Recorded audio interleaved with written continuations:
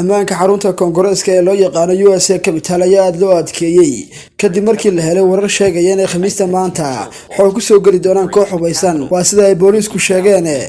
Talaabadan ayaa ka dhalatay kadib markii sirdoonka dalku uu ka war helay hanjabaad ka timi urur hubeysan sida lagu sheegay war booliiska ka soo baxay.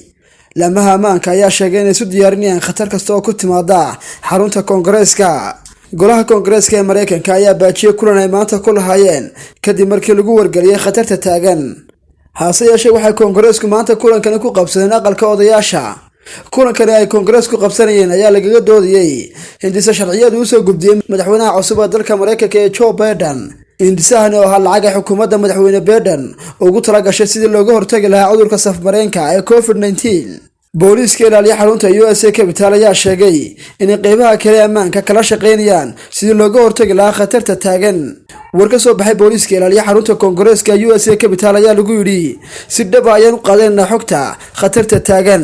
Faahfaahin dheeraad ah kama bixin karno xogta aanu helayno maadaama ay tahay mid xasaasi ah. Adnan Cabdirashiid Ali